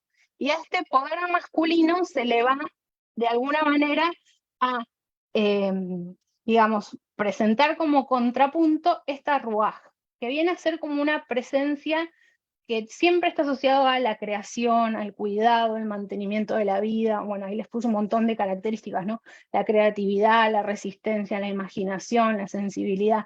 Bueno, y cómo todos estos rasgos siempre son trasladados históricamente a lo femenino, y por eso es también que después en los relatos posteriores vamos a ver cómo la Ruaj, este espíritu, se va relacionando también con María, ¿no? Bueno, y otras madres y otras matriarcas, como las que ya mencionó también Clara anteriormente, como son Débora, Hulda, Judith, Esther y otras, ¿no? Todas mujeres que con sus aventuras vividas en la historia de la salvación vienen a ser tipos de María en la Biblia hebrea o en el Antiguo Testamento para nosotros. Seguimos con el segundo punto. Ella lo que va a hacer después es un análisis de, en el Nuevo Testamento, cómo se presenta a esta María, ¿no? Y un poco la conclusión a la que va a llegar a través de los distintos relatos, bueno, de anunciación, de la visitación, sobre la reflexión sobre la encarnación, es que esta María que se configura en el Nuevo Testamento va a estar siempre relacionada tanto a la creación como a la escatología. Y por eso María se configura en un signo de sentido y de esperanza. ¿Por qué menciona también lo de la escatología? Tiene que ver con la figura de esta mujer que aparece en Apocalipsis 12, en esta batalla medio final cósmica que tienen contra el dragón y lo demás, y cómo hace reflejo de esa mujer en María, ¿no? Bueno, lo que ella también menciona con esto de estos dos tipos de María en la creación y también en la escatología, en esta esperanza futura, es cómo María va adquiriendo una función representativa de la humanidad. Esta función que viene a ser creadora de un nuevo mundo, una nueva vida, una nueva época, una función, bueno, ella viene a tener una función integradora y representativa del humano propio, bueno, así. Ahora, también ella lo que presenta como aporte también es que esta María, que bueno, como también nos contaba Clara anteriormente, en los relatos de la Anunciación, se presenta como una conciencia individual, no es una María que está callada en silencio, como muchas veces nos la han querido presentar, sino que esta conciencia individual, gracias a estos relatos, la vemos a María preguntando, respondiendo, cuestionando, proclamando, y así también vemos entonces en María un arquetipo de proyectos individualizadores y únicos. Cada persona tiene un proyecto único e individualizador, del cual también Dios es parte en eso, ¿no? Entonces, bueno, así se va presentando este doble juego en la figura de María que se pueden surgir de las lecturas del Nuevo Testamento. Ahora, ella también analiza los dogmas, ¿no? Y bueno, lo hace de una manera que a mí me gustó mucho porque lo hace, o sea, cuando yo llegué al texto, llegué como con el prejuicio de que iba, como decimos acá, a bardear a los dogmas, iba a decir como que son malos y demás. Sin embargo, ella de estos dogmas, ¿no? Silvina, está fallando un poquito el sonido. No sé si te acercas un poco al micrófono. A ver ahí, mejor. Ahí mejor, sí. Dale. Bueno, como en estos dogmas ella va a presentarlos de una manera como positiva, ¿no?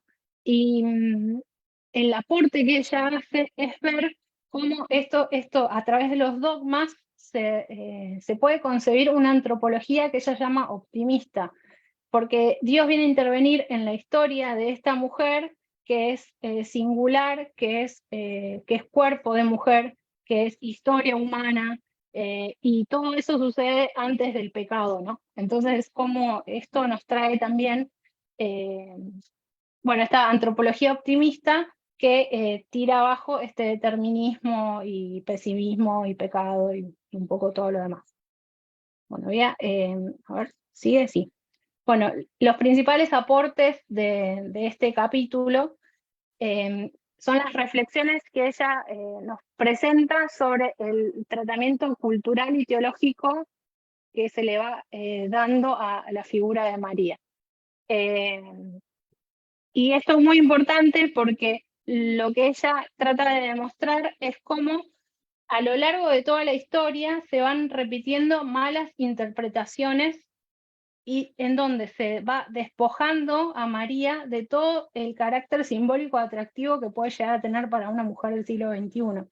Este carácter atractivo que es poderoso e influyente y se la termina vaciando de sentido hasta convertirla, bueno, ella lo dice, en una ama de casa pobre, campesina, ignorante y dependiente de su hijo, ¿no? Y lo que ella destaca es que existe un potencial simbólico en María que está dispuesto a generar procesos creativos de inculturación, redescubrimiento, y empoderamiento capaces de mejorar la condición antropológica de los individuos, como les contaba anteriormente. Así que bueno, intenté resumir, es un montón, este capítulo es casi una falta de respeto a lo que acabo de hacer, así que vayan a leerlo, no se lo pierdan porque es espectacular.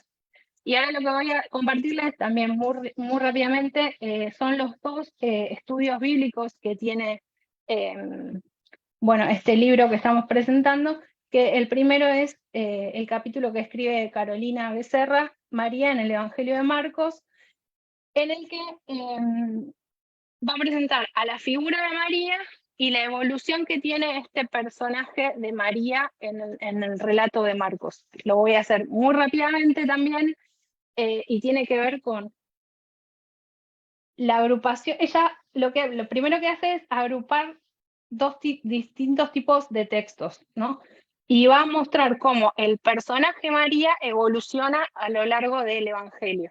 En el primer grupo de textos y de relatos se presenta a estos relatos de la casa, en donde María se acerca a Jesús y suscita esta situación incómoda en la que Jesús, que se encuentra enseñando dentro de la casa, pregunta quién es mi madre, quiénes son mis hermanos, son los que cumplen bueno, el reino de los cielos y son mis seguidores y demás. Entonces se presenta a María de alguna manera repeliendo a Jesús en estos textos, ¿no? En estos textos en donde de alguna manera Jesús viene a rechazar esta figura de María como una madre patriarcal que viene a cuidar el honor de su familia y bueno, viene a buscarlo y demás. Y los va a contraponer a los relatos de la Pascua, en donde a través de los relatos de la casa, en los cuales Jesús transforma esta imagen de quién es mi madre, bueno, ahora ya no es esta madre patriarcal, sino que mi familia son ustedes, mis seguidores, los que son comunidad, los que siguen mis mandamientos, los que transforman esta economía social, solidaria y demás. En los relatos de la Pascua vemos en el grupo bueno, de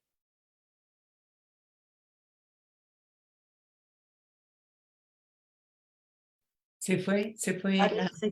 Sí, que se le fue la imagen por lo visto, como Sí. está desde el celular y tan lejos. Sí, bueno, pues vamos a aprovechar mientras viene, se puede volver a conectar y terminar. No sé si hay alguna pregunta, les pediríamos que seamos muy concretas porque el tiempo nos ha consumido y además pues comprendemos que en Buenos Aires y todo el sur del continente es ya muy noche.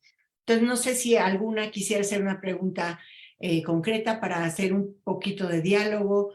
Si alguien quiere levantar la mano, bienvenidas. ¿Algún comentario, alguna observación, alguna reflexión? Algo mientras viene Silvina de nuevo, que ojalá se pueda volver a conectar. ¿Alguien que quiera levantar la mano? Adelante.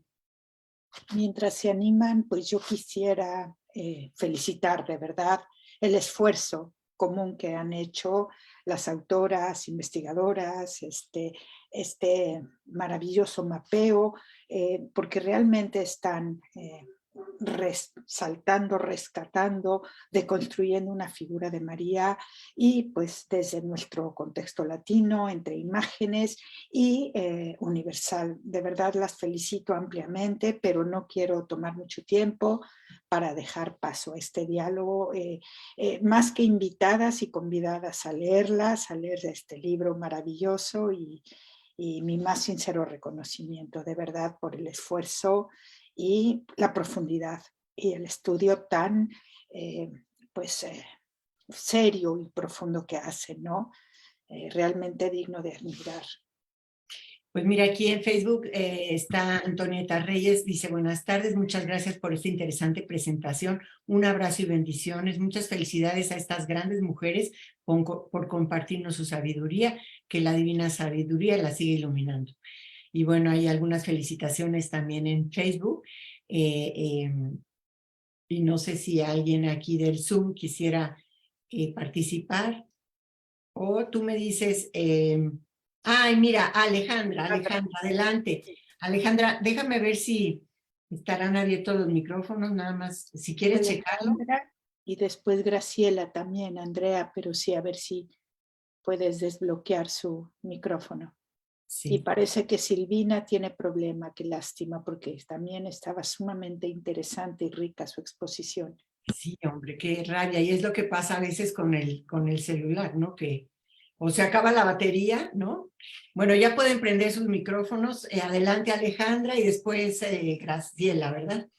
Buenas noches, ¿qué tal? Un gusto.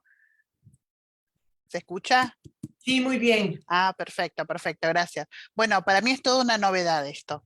Estoy sorprendida, me agrada muchísimo realmente. Nunca me había puesto a pensarlo de la forma en que están presentando el libro. Es toda una sorpresa. Es toda una sorpresa y es como que una ya está tan acostumbrada a escuchar los evangelios, como decían, que en un momento es como que me choca y después razono. Y digo, es lógico lo que están planteando, pero nunca se me hubiese ocurrido verlo de la forma en que lo presentan. Así que es fantástico, es maravilloso, es algo nuevo y es algo muy enriquecedor. Muchísimas gracias, muchísimas gracias.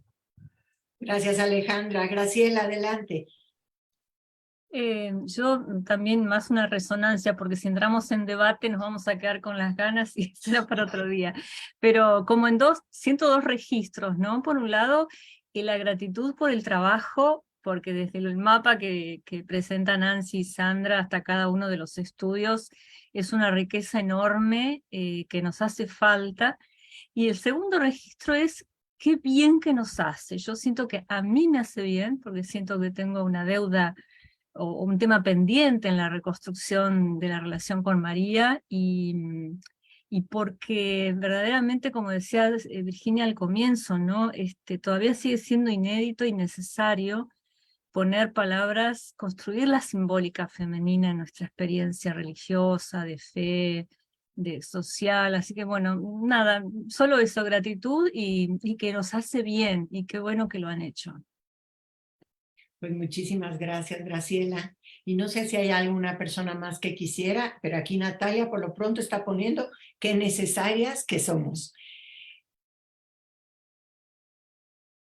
Y tenemos algunos comentarios, por supuesto, también en el chat del Zoom, ¿verdad, Marisa? Sí, Andrea. Para felicitar y sobre todo para saber más sobre el libro. No sé si hay alguien más entre el público que quiera participar. Y si no, bueno, pues a lo mejor pudiera decir alguna última palabra Virginia, Clara, Nancy. ¿Qué nos dejan? Antes de una última palabra, quiero recomendar 2 artículos más. Bien, eso como acá en Argentina, en el tren, cuando suben los vendedores, te venden todo. Entonces hay que aprovechar y vender el librito, ¿no? Hay un artículo muy bueno para el que le interesa revisar, por ejemplo, a María en la liturgia. Los textos que usamos cuando son las fiestas marianas, digo, el peso que tiene en lo catequístico y en lo pastoral y en la homilética es alucinante. O sea, cómo también ahí hay que hacer un trabajo muy profundo. Y el texto es el de una teóloga muy querida también sé que por Andrea y por Marisa, que es Paula de Palma.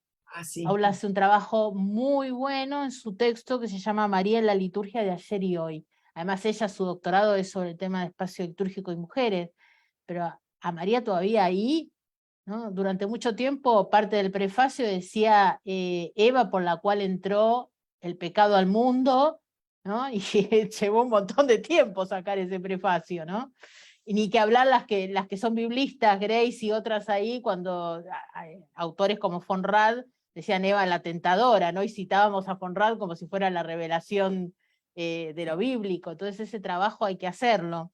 Y después los otros 2 artículos o uno más por lo menos para recomendarles, es el artículo de Blanca Besa, que es una de las coordinadoras, pero ella hace un trabajo muy interesante de poner en diálogo la mariología feminista de Elizabeth Johnson con la experiencia mariana en Latinoamérica y concretamente en Chile. Entonces, cómo la reflexión teológica justamente parte de la experiencia mariana. Lo que hace Johnson básicamente es mirar lo que le pasa a las mujeres y a los varones con María, por eso escribe lo que escribe, a nosotros también nos pasa lo mismo. Así que agradecerles, y ahora sí cierro, a Marisa y a Andrea, para mí siempre es un placer, y para mí también coincido con Graciela, ha sido muy movilizador encontrarme con María desde otro lado, y también de reproponer, ¿no?, a María, y reproponerme a María desde otro lado. Y tiro una provocativa, y eso que no hablamos de mariologías queers, eso es para el próximo capítulo. Nos queda mucho camino que recorrer todavía, Nancy. Qué bien. No sé si Virginia, adelante. Sí, bueno, quería volver a agradecer por esta invitación y decirles que siempre un libro tiene futuro en sus lectores y lectoras, así que esperamos que puedan leer este libro. Lo hemos hecho, como decía Nancy, con mucha ilusión, como decía Graciela, nos ha hecho bien a nosotras también poder hacerlo. Y bueno, me parece que tanto a varones como a mujeres es un tema que nos toca muy de lleno y que a la vez nos desafía, al menos desde la experiencia de fe y la teología, a una comprensión recta, ¿no? Porque a veces lo que hemos hablado, intentado transmitir, las imágenes de María pueden ser también transportadoras de deformaciones o de parcialidades, ¿no? Entonces se trata como de redescubrir a esta María bíblica, pero a una María de totalidad y que nos puede lanzar hacia una vida más plena. Así es, una María liberadora, ¿no? No una María que nos constriñe, que nos aprisiona, que nos encajona en un modelo al cual pues no podemos acceder porque como mujeres de a pie nos es difícil, ¿verdad? Concebir sin pecado original, parir sin antes y durante y después del parto, ser vírgenes, esas cualidades características nos hacen completamente lejanas a esta mujer. Sin embargo, ustedes nos la acercan y eso es un regalo muy grande que nos están haciendo. Les recuerdo que el libro lo pueden encontrar, por supuesto, en línea, en Amazon también, pero también lo pueden encontrar y bajarlo en la tablet. O sea que ese es un recurso pues muy cómodo y muy fácil para quien no tiene una librería cerca o quizá pueda salirle más caro el libro en papel. Entonces, bueno, es una recomendación que les hacemos, que lo pueden bajar también en la tableta. Y bueno, pues Marisa, si quieres tú despedir el programa. Gracias, Andrea. Pues eso, continuando nada más brevemente con esta María cercana, liberadora, que nos dignifica a las mujeres de verdad, desde la misma nomenclatura, como bien empezados, cuán acostumbrados hemos estado siempre mariología. Y de verdad, si nos detenemos, hacemos una pausa, ya desde el título dices Mariología, y qué lógica tiene, pero qué pues no sé, qué lejano o qué poco obvio es muchas veces, ¿no?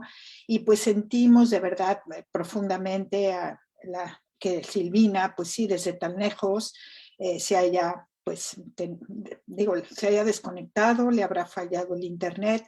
Por favor, si ustedes pueden, ya le escribiremos nosotras, darle las más sinceras gracias. Estaba muy preparada, muy ávida a compartirnos, enriqueciéndonos con los capítulos que tan brevemente, pero tan claramente estaba exponiendo, y pues a cada uno por su presencia a este maravilloso webinar que quedamos con muchas ganas de seguir desentrañando, de seguir profundizando, y pues estaremos también deseosas de cuando tengan la tercera libro de esta edición, pues también invitarlas, siempre tienen las puertas abiertas de su espacio, y pues también a la gente que se ha conectado a través de Facebook Live, les damos las más sinceras gracias.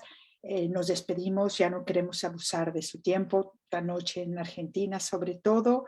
Muchísimas gracias, un abrazo para cada una, para cada uno, y pues les invitamos también el próximo jueves que tendremos actividad y ya están programadas muchas del año, muchas otras actividades para que nos sigan y nos acompañen. Y muy, muy agradecidas, de verdad. Muchísimas gracias. Y Muchas saludos gracias, a las caras un abrazo. conocidas. Gracias. Un abrazo muy fuerte para cada uno. Gracias.